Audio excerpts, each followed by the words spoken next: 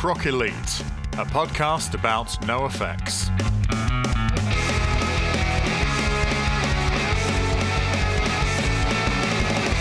Well, what's going on here? Is it some sort of gruff, light hip-hop infusion of punk rock? Oh no, it's just Get Red. Hey Red, how you doing?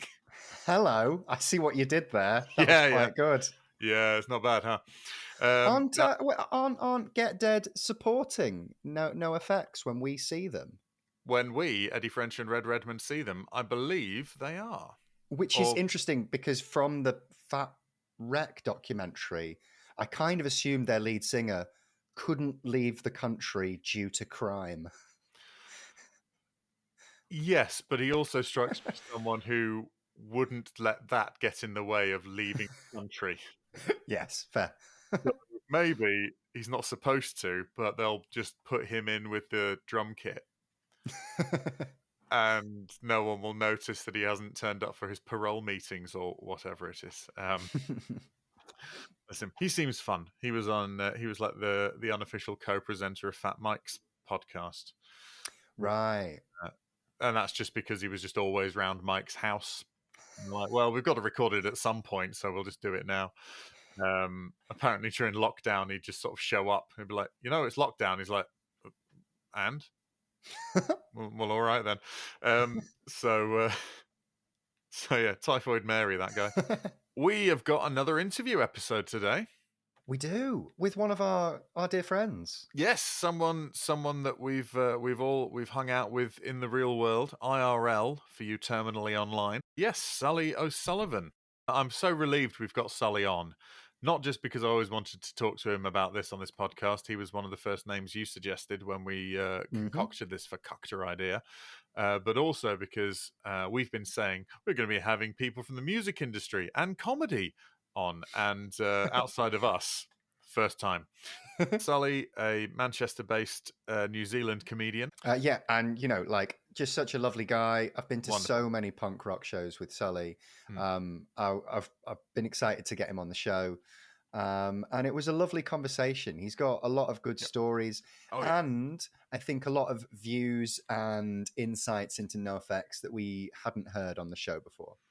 No, and that's always the exciting thing because some people will have been thinking, well, how much can you really talk about NoFX?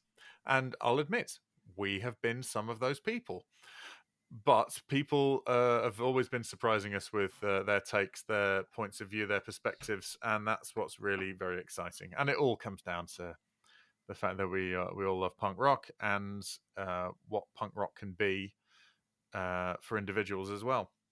So that was super exciting to chat to Sully, and it's a girthy old chat. So I think we'll plow straight into it, shall we? Absolutely.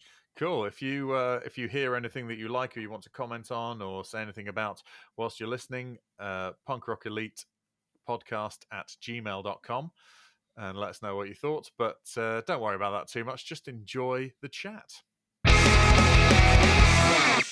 And here we are with Sully O'Sullivan. Hi, Sully.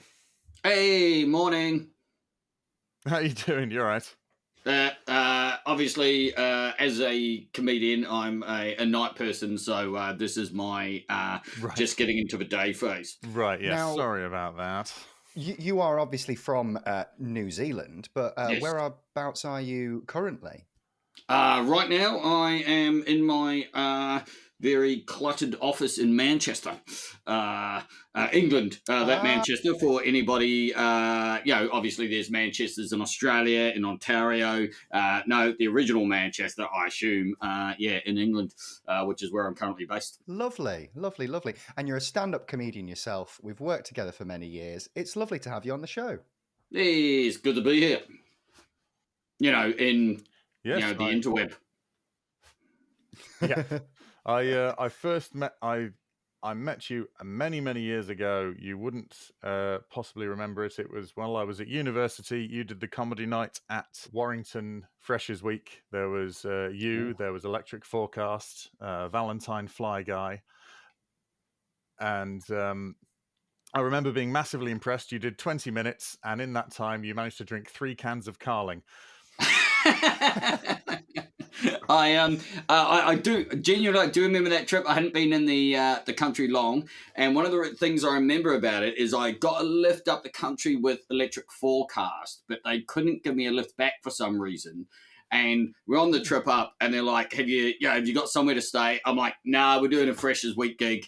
It'll be fine." The students will provide. And it was while I was on the way up, I got a call from the booker saying, have we got you in Warrington tonight? And I said, yeah.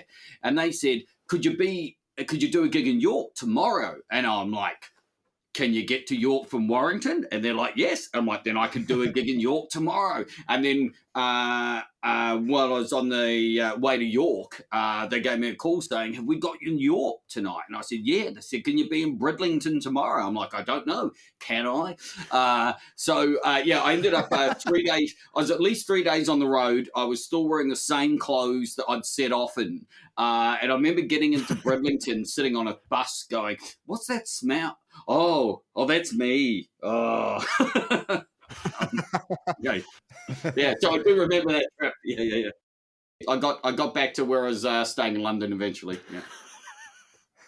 That's amazing. I'd no idea. I'll have to tell my mate Gav, who remembers that evening as well. Okay, well, I mean, that was the end of our adventures in Narnia, but it was Sully's beginning of his adventures in Narnia. Yeah, I do remember also, like, it was what you said about the 3 cans of Carling. It was one of the first gigs I did in the UK. Someone said, are you going to take that beer on stage? And I was like, yeah. And they're like, I think that's really unprofessional. So I made a point of taking 2. And I think that was the start of some very bad habits. Right. Okay, so I just remember, because I think everyone did.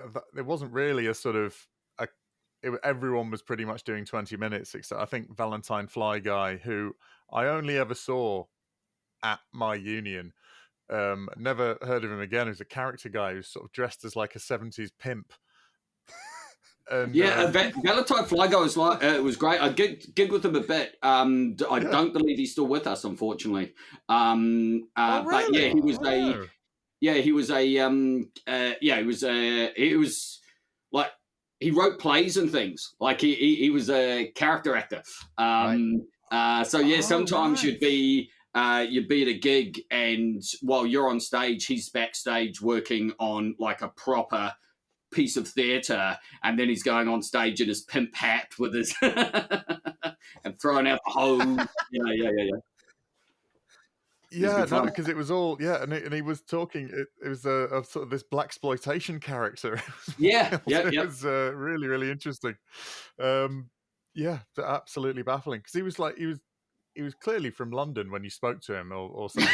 It was a whole. It wasn't even like a throwback to something he'd have been familiar with. It was really great. Anyway, so Sully, when did you get into punk rock? So it was one of those slow transitions for me. The punk scene, obviously punk is synonymous with being underground. But when you're growing up in New Zealand, there's a fine line, and this is a lot of it's pre-internet. It's a fine line between underground and non-existent. And so my first the first punk band I remember hearing, in fact it's this one here, was The Clash, because although they were incredibly influential when it comes to punk, they were also by that stage fairly radio friendly. Like, you would hear them on fairly middle of the road radio stations. And so, when I first heard songs like London's Calling, Should I Stay or Should I Go, that's when you start going, oh, what's this? This is different. I want to hear, I want to hear more. And that's when you start digging around. Yeah. Cool. Do you remember hearing NoFX for the first time?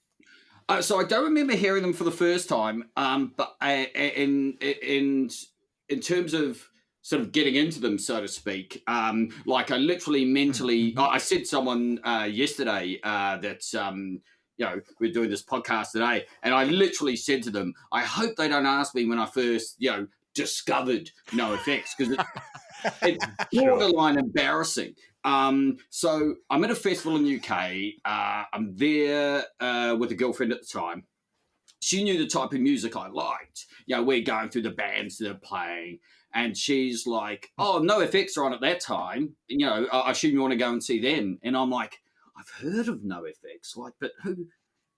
What do I know anything they played?" And she's like, "You must know NoFX, And I'm like, so anyway, we went along, and it was one of those things where like every second or third song, for me, it was like, "Oh yeah, I know this." Of course. And by that time they'd already been around some time, so you start digging into back catalogue and things like that. And it's so it was almost like a sort of steep curve from "Do I know NoFX?" to "I've got all the stuff by NoFX." Yeah. I must go and see them next time they're around. Yeah. No, that's so cool. Would that have happened when you would come over to the UK? That would have happened. Yeah. I was already in the UK when that was it. Because this is the other thing, is that bands of a certain level, because like NoFX, obviously huge cult following, but they're not stadium fillers in that respect. So you don't expect them to play a 30,000 seater stadium. And so those, bands of, I don't want to say their level because it sounds patronizing, but of that ilk, don't necessarily make it very often all the way down to New Zealand. It's a long way to go. And if they do, they might do it once or twice, and they'll do it as part of a festival lineup for something like Big Day Out, which is one of our main festivals in Australasia. But even then, that's only a one-day festival. It's not like the sort of 3 days you get for almost most festivals here in the UK, with the camping either side and all that kind of carry on. So yeah. I mean, I'll be honest, I would need to check if they've even made it out as far as New Zealand ever. I've just had a look, actually. I've literally just Googled, have NoFX played New Zealand? And according to guestspectacular.com, NoFX has played in New Zealand 8 out of 1,718 concerts. So, you know what? 8 is more than I would have picked. 8 is definitely more than I would have picked. Yeah. Well, I imagine that is probably 4 years of like Big Day Out style festivals in 2 cities. Yeah, the other thing you do, so I know, like, throwing to a completely different punk band, like The Business, I know they played out in New Zealand, but that was, for them, that was part of the bit where they're like, intentionally going to, as far away as they could possibly go kind of phase, where people are almost touring for shits and giggles as opposed to, actually making any money out of it. Yeah. Well, I suppose if you're thinking we're not going to be making any money anyway, we might as well go and just have the experience and write it off with the rest of this. Yeah, well, I mean, obviously, just numerically, Australia's a bigger country, but once you're there, it's only another 3 hours on a plane from Sydney. Yeah. Well, I suppose, that's the same as, we're in Italy, but Luxembourg, we can go and do that one. You probably would. Yeah, I mean, it's one of those weird, it's the way you think about things, because in terms of miles, Sydney to Auckland is actually further than London to Tunisia. Wow. Yeah, it's actually further. So yeah, while people, because people always say, "Oh, New Zealand, Australia, they're next to each other." They're next to each other only in respect that there's nothing else around New Zealand. Right. I mean, that's certainly a trap I've fallen into, as we've just witnessed.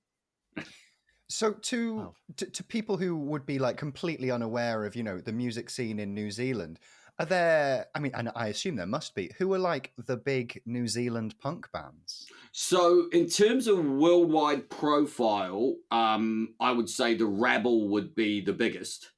In terms of ones people know. But honestly, if you said to your average New Zealander, if you said to anyone on the punk scene, they would have they would know the rabble, and they would have whatever their views are on the rabble, because you know how it works. If someone as soon as they get a small amount of success, someone's got to hate on them. But honestly, you said to the average New Zealander, the rabble, they would not know who you were talking about. That's the reality of it. The punk scene is much smaller and more sort of niche and localized. For whatever reasons, other genres, rock, dub, downbeats, are all much bigger genres within the New Zealand music scene. So New Zealand never got their own like Living End sort of homegrown. I mean, you know what, the Living End were pretty big. I remember going and seeing them play in Wellington. They at a mid-sized venue, playing 2 concerts. I got the early concert was not under 18s, but it was a alcohol-free gig. Where under 18s could buy tickets that the venue didn't even know they were putting on to the day. They're like, really? We agreed to this? We're not going to make any money. And I know that because I know the venue manager at the time. And then they did an evening gig as well. And because obviously, a lot of people were buying tickets to the evening gig so that they could actually buy a drink at the bar. I managed to score free tickets to the earlier show, and you know what, they were great. They were absolutely kick-ass. And then apparently, and this is just anecdotal, I'm told that the evening show wasn't quite as good because they hadn't done one of those things where they go, we're playing 2 gigs, we better pace ourselves, leave something in the tank. Sure. Actually gone off in the early one, and by the evening show they're beginning to flag a little bit. That's anecdotally, wasn't there. Little slower than the record. Never would have wanted to. No, that's because that's interesting, because the only other band I know that in the US, whenever you're not from the US and you're into punk rock from the US, there's always this fabled thing of the all ages matinee. Oh, what is this mystical thing that we've heard about? What? Oh, and because of their drinking laws being so severe and strict and all that kind of stuff, and you just hear about these things, like people talking about them in songs and stuff, and interviews where it's just like they're just saying it as if that's a normal thing everyone knows. I've worked out what they are. But there's sort of these things, you're like, we don't have any of that over here. You have all dayers, but it's never because we want It's just like it just means you're drinking all day.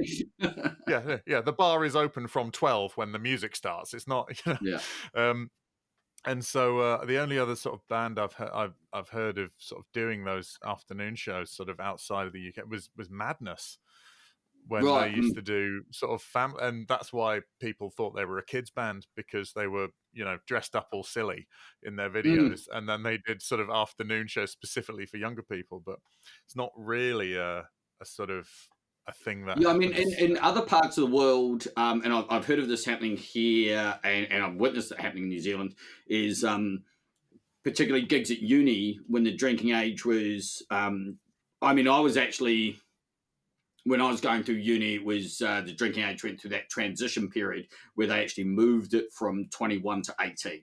But there were also workarounds where, because in New Zealand at the time, you could have a drink if you're over a certain age, as long as you're having a meal or something like that, in that sort of grey zone. So your ID says you're under 21, ergo you're going to have to buy a voucher for a hot dog, which you may never use, and now you can go into the gig and get a beer while you're at it. So I heard of unis over here doing lotteries where, because you couldn't buy a beer, but you could win one. Yeah. And it's like, what are the odds? Everyone's won a beer. Yeah, I've played gigs in the UK where comedy ones where that was the method of alcohol distribution. Right. And I remember just thinking, well, I mean, you could tell by the rest of the gig that this was not a professionally run thing. It was pretty ramshackle. But when you start out, anyone gives you stage time, you take it. It's Totally, like, totally. oh, by the way, yeah, they go, oh, you've got some free raffle tickets as part of your fee. I'm like, what? You got free raffle tickets for the raffle, and pointed over, and it was, and because it was a raffle, it was all displayed on a table, so it was just warm. It was like, oh, absolutely A can of appalling. Foster's. Because yeah, absolutely, yeah. Here's your warm bottle of Heineken. Because if they chilled it, it would look like it was for consumption there and then. Oh, right, it's going to be a prize. Yeah, absolutely. I'm like, well, Crazy. you guys are sticking to the letter of the not law really, really well. I'm impressed with you. Let's start with the questions and see where we go. So, do you have a favourite NoFX song, Sully? I do. So my for me, my favourite NoFX song would be "Leaving Jesus Land," and it's one of those ones where there's it. Obviously talk about people moving from middle of the US out to either coast. And so in retrospect, you're like, well, why should this, particularly speak to me? But it's got that vibe of a sense of community, sort of, escaping the community that you don't necessarily belong in, even if that's the one that you've been sort of born and raised into. I like the sort of community vibe about it. I literally do remember seeing NoFX play at Download one year, and they did say any requests, and I yelled out "Leaving Jesus Land," and everybody looked at me like I'd just sworn, because I don't think the rest of them people there even knew what the song was. And I think Mike turned to Why aren't you yelling FA. one of the songs they're definitely going to play? Yeah. I think Mike turned to FA and went, "We haven't played that in years. I don't even know if we know how to." Then weirdly, next time I saw them, they played the song. So yeah, nice. It's it's a good one. That there's a good bit of Mel yell on it as well. Anything where Mel sings, I'm always I love a bit of Mel yell, as you put it. Yeah, it's great. It's which one's that? Is that Wolves in Wolves Clothing? That album? It is Wolves in Wolves Clothing, which is also like as an album as a whole. That's my favorite album, and it's not just because it's got that one song on it. It's got a bunch of songs I really like. Sing Double at the Triple Rock, the Marxist Brothers. It's got some real bangers, as the kids would say. They do. They would. And we'll be seeing all of those, won't we? Because we're all going to see them do one of their two last performances in the UK, and they're going to be playing Punk in Drublic and Wolf in Wolves Clothing. Oh, you're coming to Leeds as well? Yes. Oh, amazing! And it was in terms of their last two tour dates in the UK. It was that toss up because of course Leeds is on a Friday.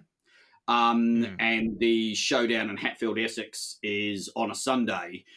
So as a jobbing comic, you're usually out gigging Friday and Saturday. It's like, oh, do I want to give up one of my own gig nights? And then you're looking at the lineups in terms of what albums they're supposedly playing at each venue. And at that point, we didn't know the support bands either. And it's like, do I go all the way down to Essex, and so I can keep my Friday, Saturday free from my own gigs? And honestly, the tipping point for me was I really want to see them play Wolves in Wolves Clothing. I'll take the Friday off for once. I'll go to Leeds. Yeah. Treat yourself, yeah. I was gutted because my favourite album is So Long and Thanks for All the Shoes, but I was like, well, I'm not going to not go to Leeds because it's half an hour from my house. Yeah, so that's obviously I'm going there. Yeah. The logistics, because that was just sheer legit. Like, don't know what happens in between me buying the tickets and the concert date. Maybe maybe I'll put my car in a ditch and I can't drive there anymore. I know I can still get to Leeds.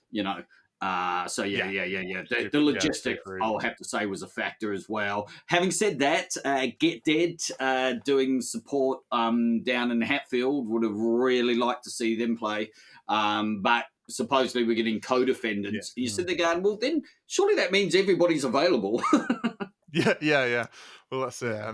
And then also what's going on in between that is the Slam Dunk Slam Dunk, festival yeah, is. which is, and that was the other thing, because they're using the Slam Dunk stage and facilities and so forth, it means that they can accommodate so many more people than they would be if they were playing like, an indoor venue. And so, it's like, oh, do I need to panic and make the decision yet? And in hindsight, Yeah. probably not. No. I think you can. No, It's such a big think you can space. I probably think you still can get still get tickets. Yeah. Yeah, I think so. But I got them the day they came out just because I felt it was more like a thing then. You know what I mean? There's not many things I sort of get on the day they come out. So Well, me and Sully have recently made the mistake of not buying tickets on the day they came out, and that's why we can't go and see Rancid and the Bronx later this Yes, year. yeah. There was a So little I think that sold out far quicker than I expected, I have to admit. way quicker. Yeah. It was insane. that's good. Well, the Rancid have just released a new song as of recording. They've had a new song out for a couple of days, and I was really pleased. It was way better than I'd anticipated. Really, really I think possibly in terms of the demand for, well, I mean, the original lineup, assuming it hasn't changed, was Rancid, the Bronx, Grade 2, so a great lineup for that concert. Oh yeah. But also, you just got to be practical. There might be some people going, well, how many more times are they going to come out to the UK? Yeah. Admittedly, my mate Jez was trying to get me to go to, I think, Austria. There's a couple of European festivals where that's almost sort of all the bands that are coming over around that time are all appearing at. And it's like, I must admit, there are some cracking lineups if you're willing to, pretend Brexit never happened. Yeah, I mean, had Brexit not happened, we might have been able to enjoy some of these lineups without having to get on a plane. But we've spoken about that enough on this podcast. Well, by the way, I just realised that I'm drinking out of a Nigel Farage mug.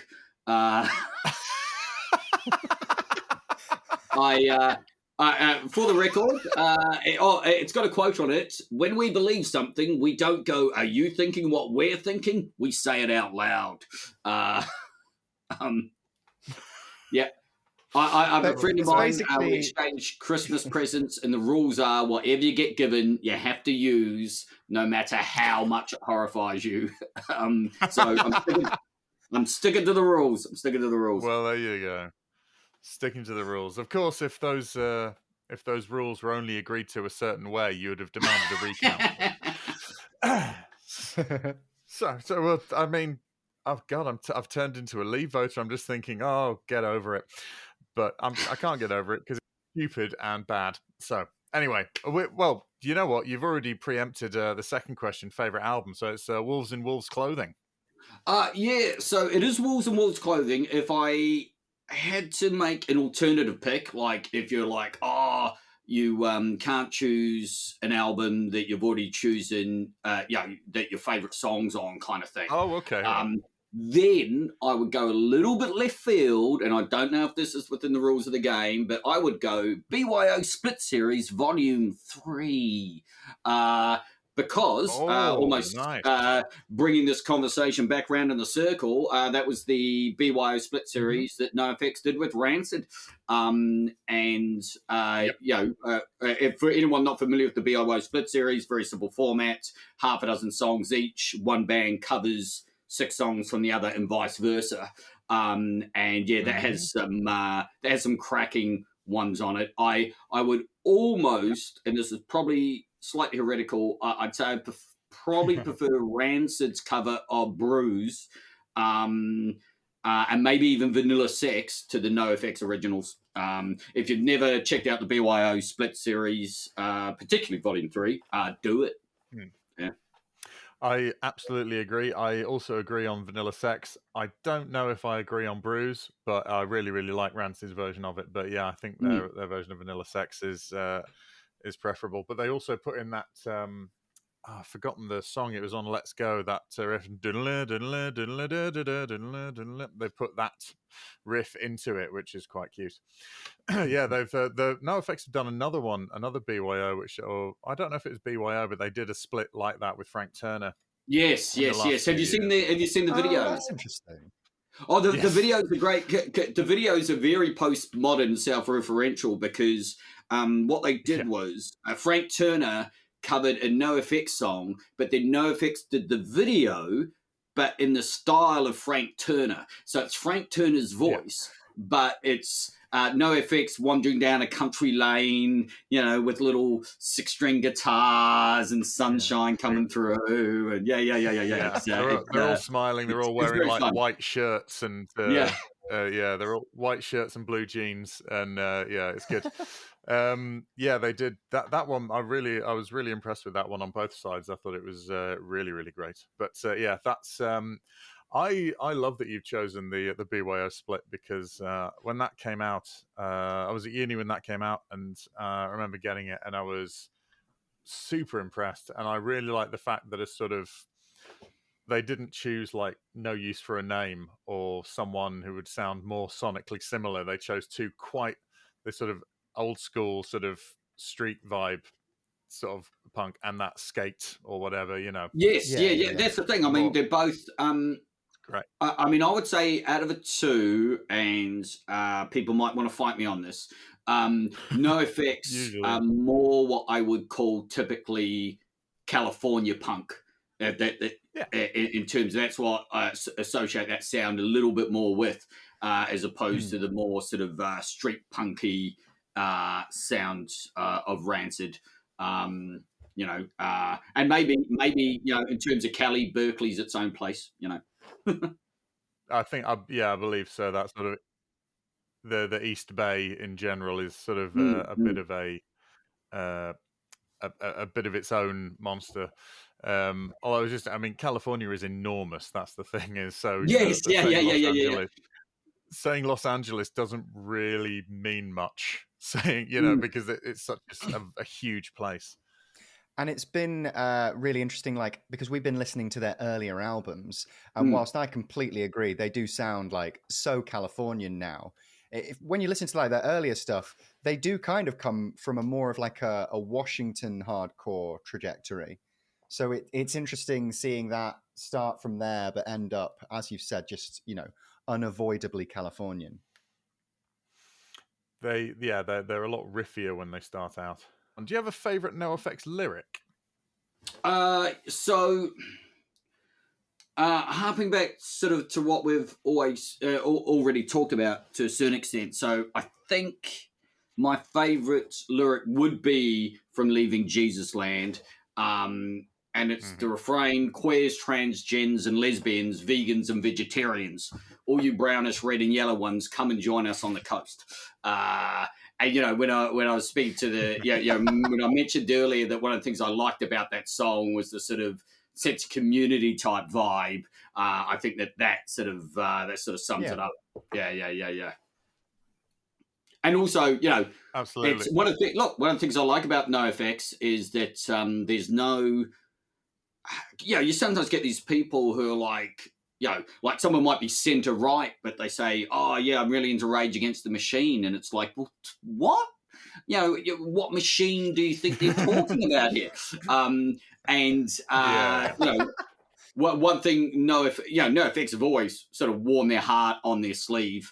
They make it pretty clear where they sit on a lot of these topics. You've got songs like "You're Wrong."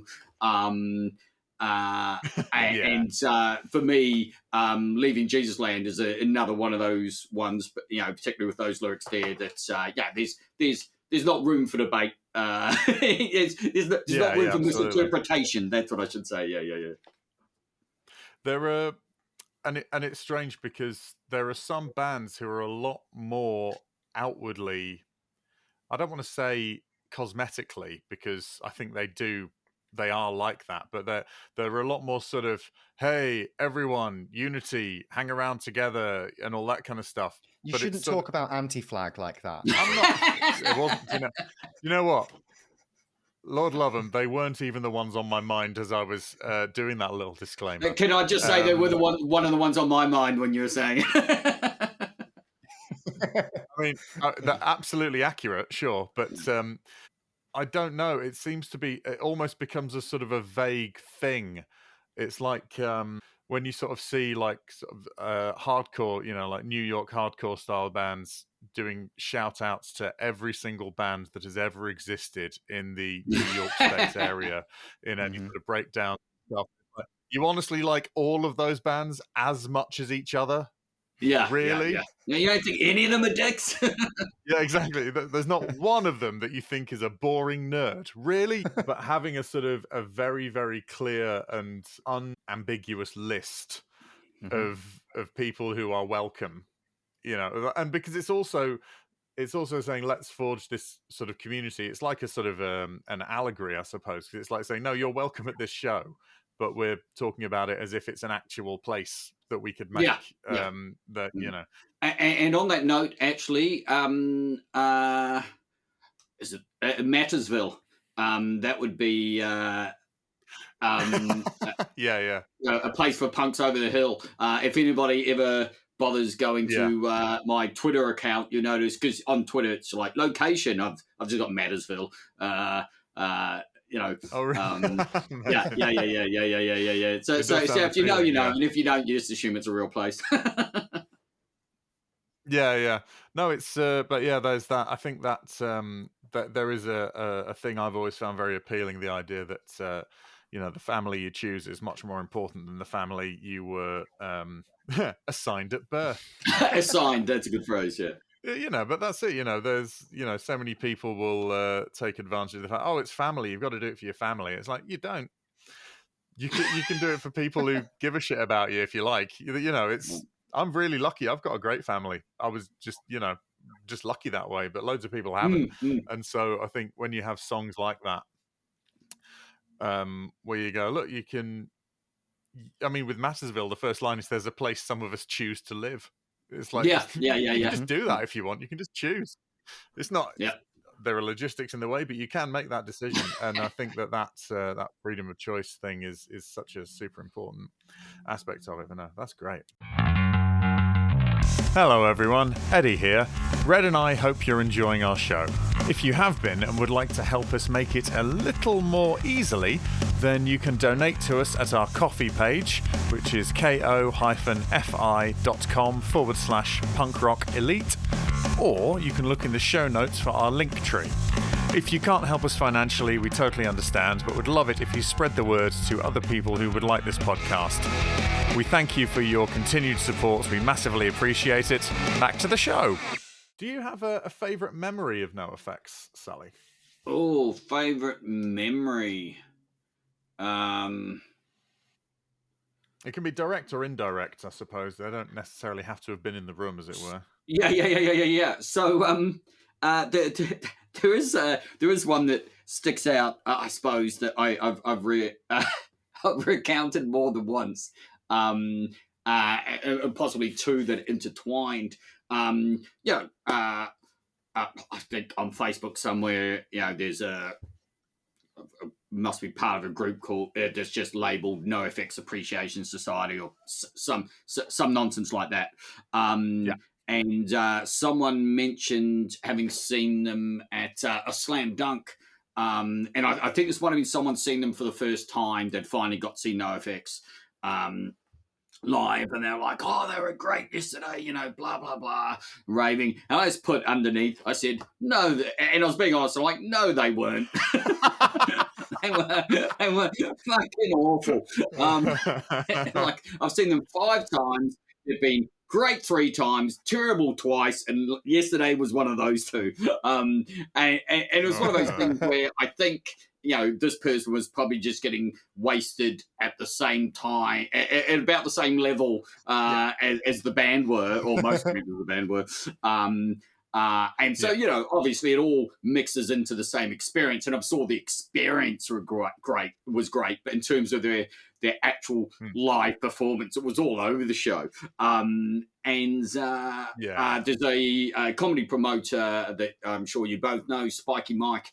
Mike runs independent gigs in the Midlands, here in England, also DJs, and sees a lot of live bands. And because he DJs mainly the at a Levelers, good venue in Nottingham, sees a lot of live bands, I assume, for free.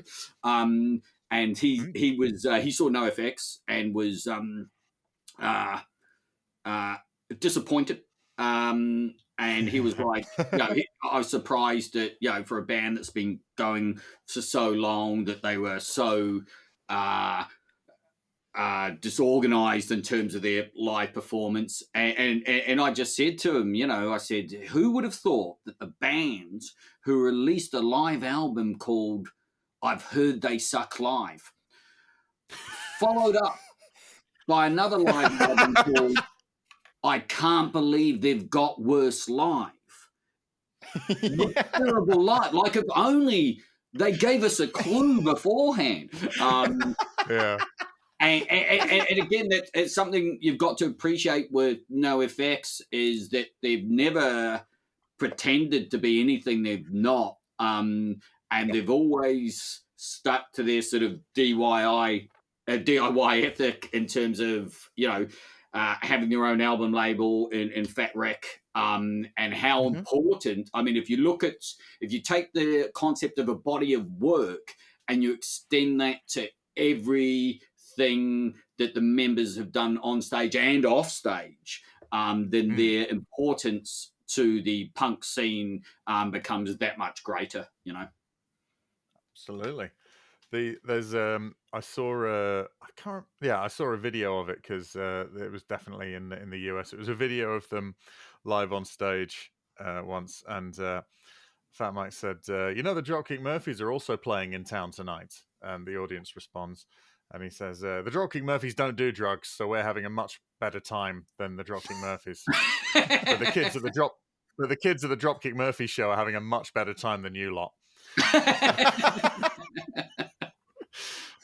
I thought, it sums it up well. Possibly true, but yeah. So, and I figure that with that level of honesty, who's going to argue that? Yeah. You got to say they've always been honest. Yeah, absolutely, yeah. To their own detriment in some cases, but again, it's all sort of worked out. Although I think Fat Mike does vocals on a Dropkick Murphys song. Little guest. Oh, does he? Yeah, Going Out in Style. Oh, no way. There's he's in the video as well. There are two guest vocalists on Going Out in Style. One is Chris from The Living End, who we've already spoken about, and the other is Fat Mike, because he was born in Massachusetts, and so they mention it, and then he's got like a line that he sings in it. So clearly, if they did find out about that joke, they didn't seem to care very much. So the thing I've always liked about NoFX is that they will make fun of the bands that they're friends with and like, as much as the bands that they actively dislike. Yes, They're also sort of really open about it. Like, there was something like, which bands are jerks and which bands are cool that you're surprised about? And they're like, we're really surprised when Megadeth were all really nice. I'm surprised as well, but yeah, great, apparently. He's like, Slayer got really upset when we tried to steal some of their potato chips, but yeah, which does have the ring of authenticity about it. Oh yeah, absolutely believe that. Yeah, those. It's like, Slayer snacks. We were just hungry. We wanted some snacks, and Slayer were like, "Hey, get away from those." It's like, all right, don't touch the Slayer snacks.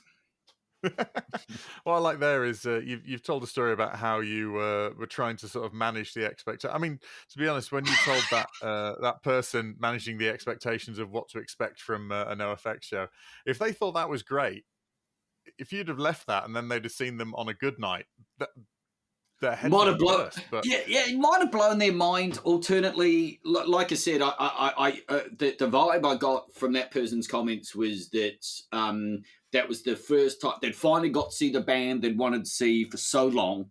And let's face it, they were probably not in a driving state at the time. That's probably the right way to phrase it. And so when you combine all those things, maybe they'd go and see NoFX perform a really tight set, and it still wouldn't live up to that experience. So you don't know. Well, there was a story John Peel told about. I travelled about three hours to go and see the Sex Pistols play at some club, and when I got there was a handwritten piece of paper saying "gig cancelled," which I thought was more in the spirit of punk than anything else, really. So it was that kind of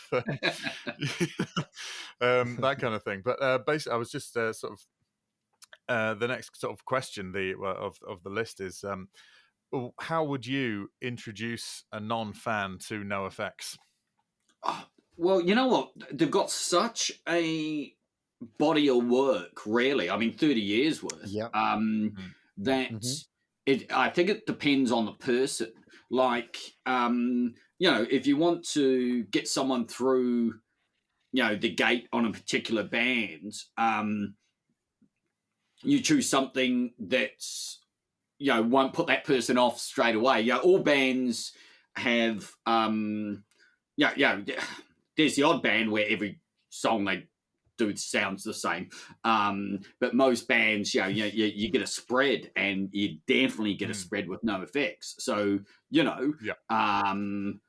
if they have a particular penchant for direct action land grabs against colonizers, maybe I introduce them with Kill All the White Men.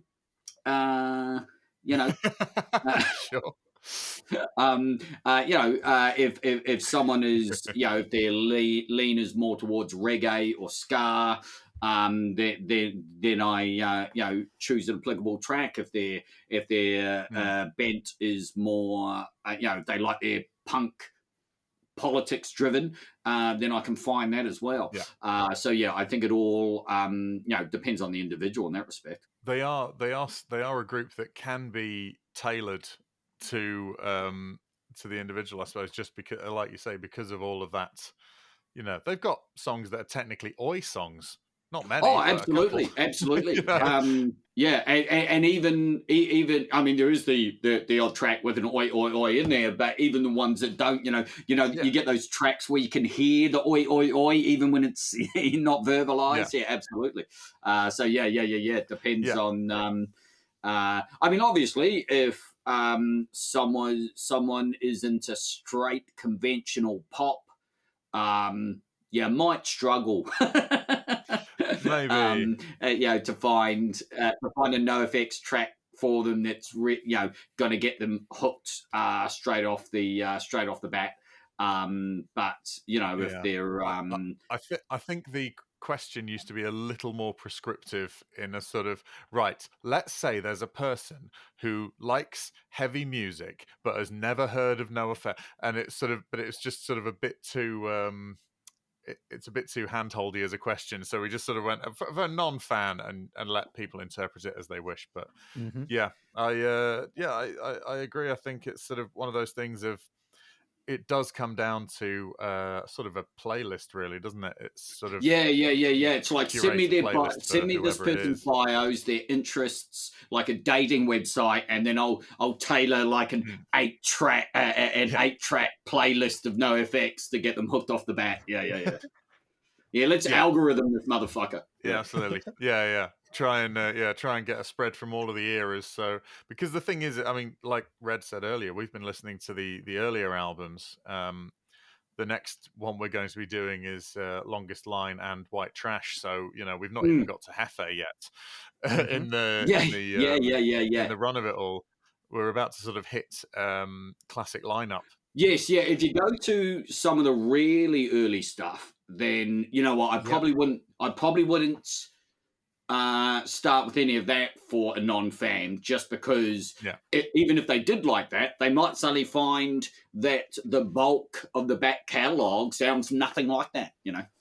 Yes, yeah, very true. Yeah, Very different. They're a lot more metallic sounding. There's sort of a lot heavier guitars and all Yes. the rest of it. And but also, it's sort of keep in mind that by the time they got to White Trash and stuff like that, they were all sort of getting up to like 30 or sort of heading that, and getting more in that way. They weren't sort of bratty sort of upstarts so much anymore, and so that's where they sort of hit their stride. I think, I don't know, well, for my money anyway. But it's interesting how there are some bands who you hear and you sort of go, well, the thing is, once they all hit 30 and they all had kids and stuff, you can tell that. Yeah. They never captured it again. Yeah, and in this case, it's like, oh no, they needed that long to practice to get to where they were. Or to, Yeah. They needed to learn to play their instruments. well, in Melvin's case, definitely. Yeah. You never get them as part of one of those memes where they go, Alan Rickman didn't act until he was 47 years old. You never get NoFX weren't good until they were in a band for 15 years. You never get that. And I think that's a shame, because, to take that as a source of inspiration, you go, sure, that's all right, isn't it? Keep at it. They're 10,000 hours. Yeah. Amazing. So what do you think their legacy is? So yeah, like I said, I think legacy-wise, I mentioned earlier, if you look at things holistically, so you've got to look at more than just what songs did they release. You've got to look at their longevity. The fact that longevity was, in my opinion, from someone, working in the entertainment industry, but outside the music industry, seems to be partially built on the fact that they did stay in-house DIY. I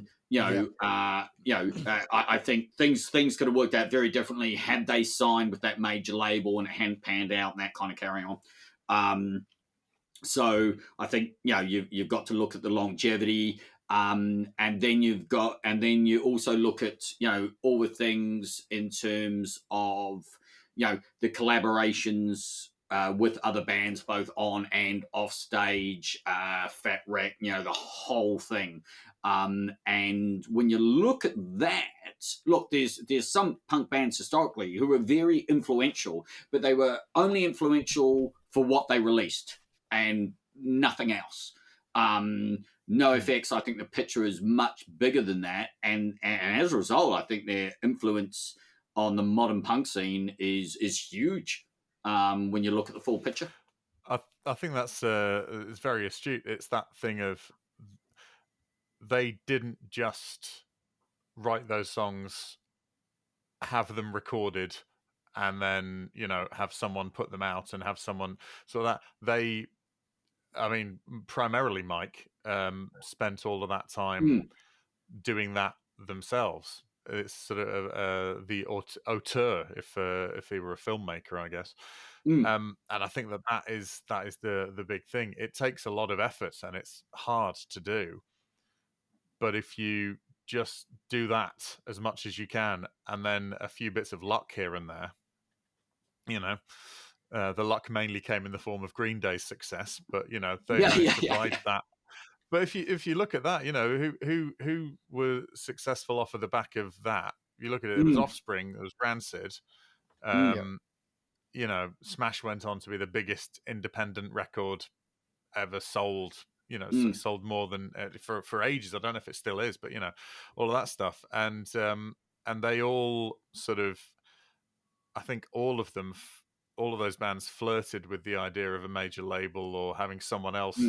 And it's not like a major label in a let's get all the money. It's like literally someone else doing some of the work for you for once, which is a really appealing position to be in when you've been doing that. Yeah. Well, I think Dexter from Offspring was when "Keep 'Em Separated" was on the radio. It was like a bona fide radio hit, or it was on MTV and stuff. and he said that he was still living in this little flat in this apartment complex, and his neighbors were like looking through his window and then looking at the TV, and going, "Is that guy who lives in the same shitty apartments as us? The guy from the big hit?" Like, because the money hadn't come through yet, so he was still going, "Oh, okay." So he was like eating cereal in his pants, looking out the window, and there's some people staring at him. He's like, "Oh, okay." So, I bet that was probably quite appealing to have someone say, "We're going to look after you and sort all this stuff out," and And look, we all know within the entertainment industry, there are some people who are creative geniuses, but that's literally all they can do. They have to have somebody else. Yeah. Not every musician could run a record label. No matter how good they are creatively. It is. It's not a. I don't want to say it's not a route for everyone. One thing it does show is that you can go down the DIY route and you can make that work. And of course, the industry's changed a lot now. Back when NoFX first started, that was in the tape trading years. Things like YouTube hadn't been invented. So the ability to potentially get yourself out there and seen by people was, I mean, how do you even do that in the era before sort of mass media? But the fact that 30 years effectively independent, or 30 plus years effectively independent, is a legacy in itself. I think also one of the things about NoFX is there are lots of bands where, and we, you see this in the punk genre, there's certain bands who, even if they have the same name, really the band is one person and the other members of the band that they happen to be playing with at the time. I don't know how you two feel about it. I can't imagine NoFX with any difference in the lineup. Yeah. Once they hit the Hefe era, that's when it becomes this cohesive thing. And as I understand it, Fat Mike is very much the sort of creative driving force in that he knows what he writes all the songs. He sort of has an idea of how he wants them to sound and all this stuff, and so it is a bit sort of played a bit more like this kind of thing. But equally, I can't imagine him just telling them all precisely which notes to play. It's like something more like this kind of. I assume that's how it is, because I don't think it could work any other way. But it's that thing of, well, I like playing music with these people and they like playing music with me, so we just keep that. I've never met Fat Mike. He does come across as a Jekyll and Hyde type individual. And so I would assume that there are plenty of good bands out there that if you added Fat Mike into the mix, it would not work. I suspect that he's one of those individuals that only certain people can work with. I think it is a case of you've got to have all the ingredients for the recipe. I think that's not really been spoken on before on the show, but I think that's pretty. Yeah, it feels accurate, doesn't it? He's done stuff in like Me First and the Gimme Gimmes and all that kind of thing, but that's basically being a backing band for Spike, in it, because now I think there's like, aside from Spike, like 2 of the original members of Me First and the Gimme Gimmes are still in the band, and the rest of it's a thing. But that was also just a laugh that got out of hand by the sounds of it. So. Yeah, you're right. I think that is a good point. I think me and Sully have seen Me First in the Gimme Gimmes support Rancid. Did that happen, or have I made that up? I've definitely seen Me First in the Gimme Gimmes twice now. Once I know was at Download. I don't know when the other one was. It's one of those ones where gigs blur. Maybe we did go and see them do a headline show then, potentially, because they do. They it sounds like they would be maybe a little too big to be supporting Rancid. And now I think about it, I think we actually saw there was a Scottish band called Control who supported Rancid. Yeah, it was Control, and wasn't it like Cockney Rejects, maybe? Cockney Rejects, Or yeah, in Coxbarra. Liverpool, yeah. That was it, yeah. That was yes, it. yeah. Good gig. Yeah, what you're saying about if NoFX had to replace a member, I think it would be very, very difficult. I think there's been one occasion, I think when Eric Melvin's wife gave birth to their children, twins, they had one or two gigs where the only two NoFX gigs that Eric Melvin's not played at, and they had Roger from Less Than Jake cool. play guitar, and he's a massive NoFX fan. I think they just went, who else has got dreadlocks? Maybe no one will notice. Yeah.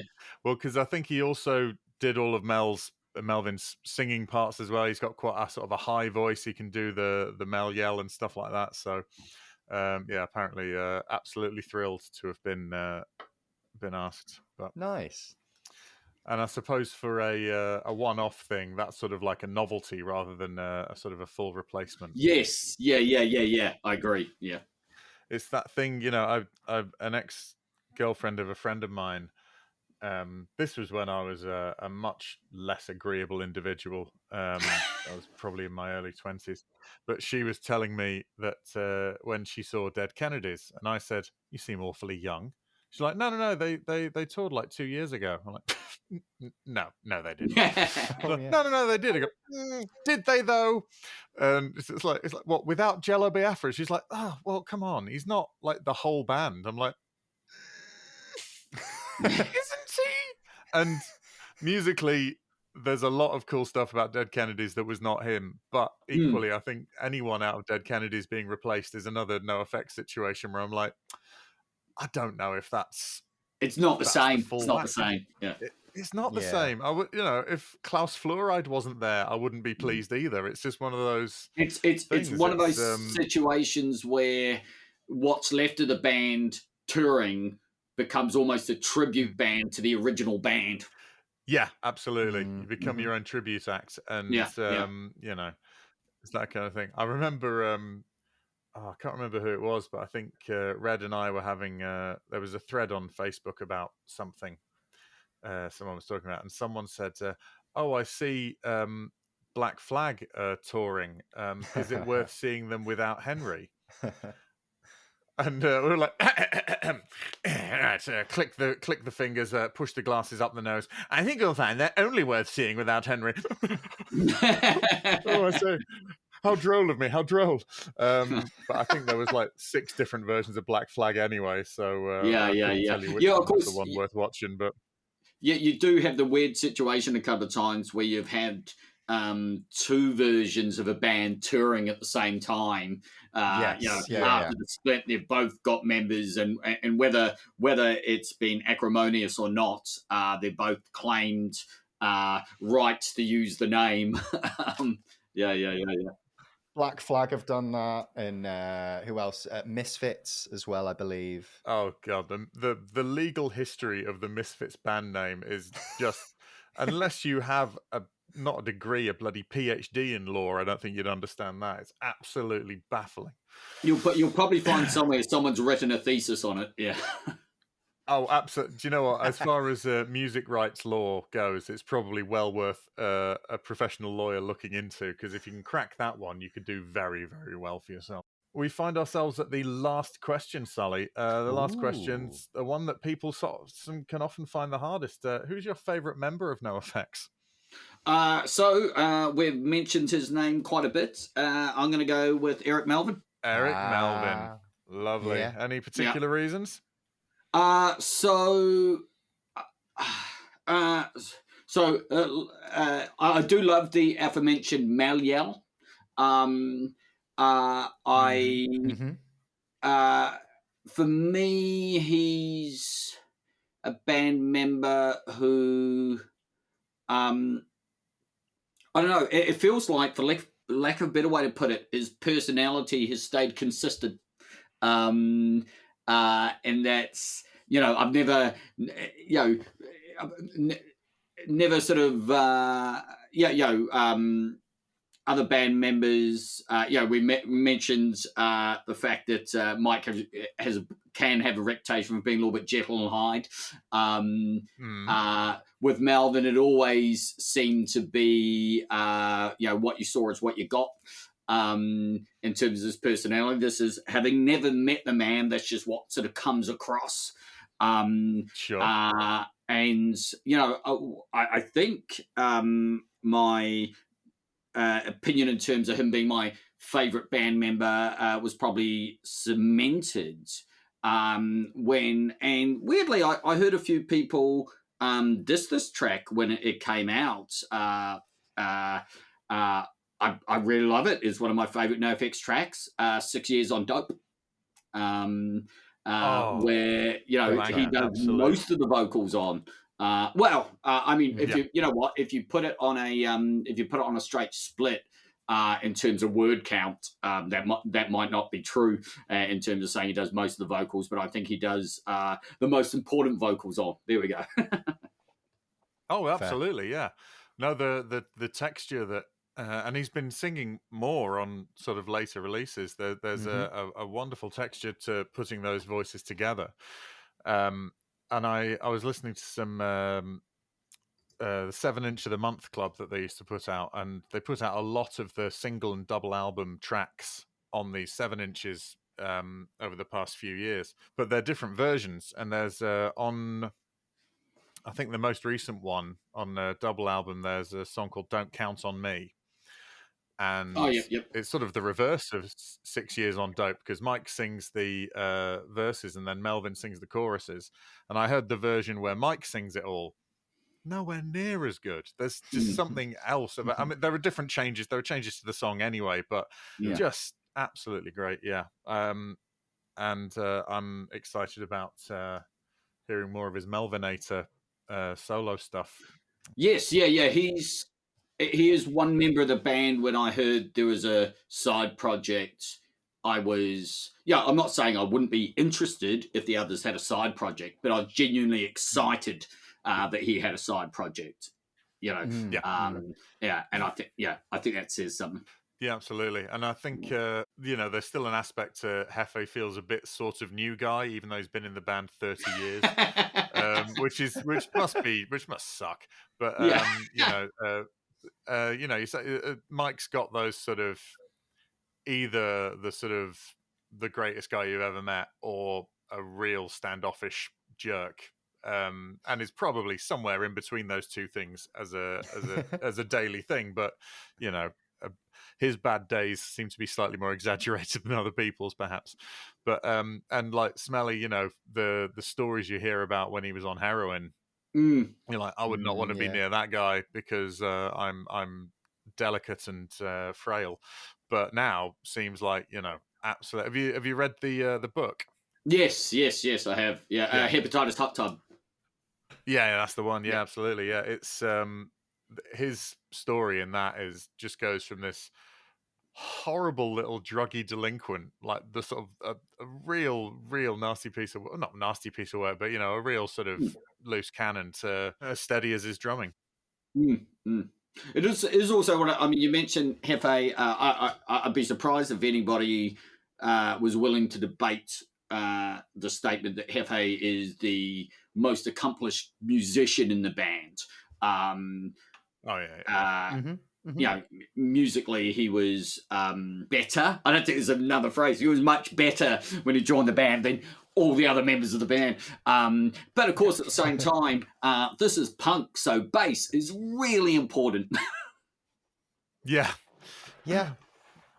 Well, Mike's bass playing has improved a lot, and I think because he's been able to incorporate sort of bits of jazz more and stuff like that, then there is some skills on it. Not everyone can be Matt Freeman. That's just the way life is. We've all got to look at, go, can't all be that guy. But I think Mike's bass stuff is there's some really great stuff, like that weird triplet thing that he does, and yeah, it's great. he's got his bass playing is like more complicated than it has to be. I think like there are some like very melodic bass line moments across all of NoFX's back catalogue, and it's almost unnecessary at points in that, you know, like we've got so used to the immaturity and like the chaos of NoFX, but actually, as you've mentioned, loads of really nice calming jazz bass lines that he manages to sing over in time. Yes. I know, and that's pretty impressive. You know, I can't do it, so you know, Nope. I don't need to. So that doesn't worry me. But it would be nice to be able to do that. No, that's I think you're absolutely right. Well, thank you so much, Sully. Really, really appreciate you taking your time, taking your very early morning. Remember, everyone, on comedian hours, this is like 6 a.m. So Yeah. I'm off to. I believe Hurstwaite I'm gigging in tonight, if I've said that correctly. And no, I'm not exactly sure where it is either. Oh, cool. Well, fingers crossed the sat nav does. Google Maps will hopefully be aware. Where can we find you and your online doings, if you have any? In terms of online profiles, that kind of thing, at Sully something is my tag on pretty much everything. In terms of what I'm up to next, I've got a solo show coming up called A Complete Idiot's Guide to New Zealand. Pretty much does exactly what it says on the tin, and that is due to be debuting at the Reykjavik Fringe in Iceland at the end of June, and then on to the Edinburgh Fringe for the month of August. Incredible. Brilliant. Well, if you're in Reykjavik or Edinburgh, to be honest, Edinburgh's probably an easier one because you've got a whole month that you can be there. Yeah. But for me, much narrower time frame. Yeah, 4th till 27th, as opposed to Reykjavik, which is, well, it's going to be one show during the 1 week fringe. It's Iceland, so it's smaller. see if you can do an all ages show earlier in the afternoon. Do an afternoon one where kids are allowed, and then my show at the Edinburgh Fringe is 3:15 in the Arvo. I purposely went for I think this show has a sort of more sort of afternoony type vibe to it, rather than a let it all hang out evening show. Excellent, cool. Which venue are you at? So I'm at, oddly enough, despite the fact the show is called A Complete Idiot's Guide to New Zealand, I am with the Scottish Comedy Festival. Down at the Beehive in the Attic there, which the Attic is a all year round comedy space these days. It's nice. Great. Yeah. Obviously, for those that don't know the Edinburgh Fringe, a lot of spaces are pop-up spaces. They sort of only exist during August. The Attic is one of the few spaces in Edinburgh that is a comedy space all year round. So it's nice. Nice that I found a home there for this particular show. Excellent. I'm very, very pleased to hear it. If I make it up there, I'll pop in. Thank you ever so much, Sully. You truly are one of the punk rock elite. Thank you. I would. Hey. You know what? You know what punk's like. There's always people who are willing to give their opinion of whether you are punk enough or not. Absolutely. I'll leave that up for debate. Thanks for having me, folks. You're welcome. No I'm always concerned. Ever since we came up with the title, thought someone's going to take this too seriously one day. Cheers, Sully. We told you it was good, didn't we? What a fun little chat. Oh, so good. Thank you very much, Sully, for giving up some of your comedian's morning, or midday as it's known to real people. So yeah, great stuff there. And like you said in the intro, some cool perspectives that I'd not really considered. Absolutely. And I can't recommend Sully more as a live performer. If you do get a chance to see his shows, either in Iceland or Edinburgh, do check him out. He's a fantastic comedian. He's a lovely man. And it was a pleasure to have him on the show. Or if you see his name appear on any comedy clubs, comedy nights near you, mainly talking to our UK listeners here, as aside from Reykjavik, he's not the most international of performers. You know, you'd be surprised. He does try he did a short tour of Canada last year. He does travel a fair whack. Fair enough. To be honest, I was more thinking of the timeline between now and the Fringe, which is August. He will be in the UK. so before the end of August, you're probably going to be UK bound, apart from that one Reykjavik date. But I'm sure you can find, Sully something. You can find. I'm sure I'll be keeping you up to date with the places where he's going to be. Properly pleased to have had him on, and we'll be getting more comedians on as and when we can find ones who like punk. Maybe you, listener, know a comedian with a passing interest in NoFX. I mean, if you have ever heard of a comedian speak positively or negatively, maybe that would be fun as well. Maybe. But, if you're aware of any stand-up comedians or people of interest around the UK that are interested in NoFX, or international, in fact, anybody in the world. We'll, we'll absolutely suggest guests for us, because we're all the ones we can think of. We're already talking to or sat waiting for them to reply. Some of them will never reply, and that's okay. They don't have to. But we're not. This isn't a desperate plea. We're not desperately running out. We've got quite a lot in the diary. We're all right. But we'd like to get a broader range of people. Absolutely. Hey, maybe some ones who are not men. That'd be nice. We'd really like that. We have got some people who are not men. Well, we're in talks with, but. We had an interview that fell through that we will be returning to with someone from Manchester Punk Festival. Yes. Who is not a man. Nope. There's a few not a mans in my inbox and waiting for replies on, which will happen. It's just a case of finding times and dates that suit everyone. So but we'd love to have that list longer, and we'd like to have it more diverse as well. So if you can help us with that, we'd really, really appreciate it. Lovely. Well, great episode. Thank you so much for having us today, Eddie. Oh, absolutely welcome. Thank you for being here, Red. Big thanks to Sully. Get in touch. Thank you ever so much. I'm Eddie French, and this is Red Redmond. Bye-bye. Goodbye.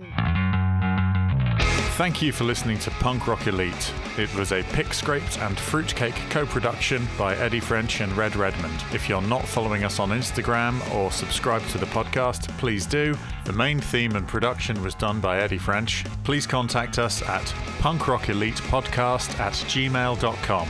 Thank you.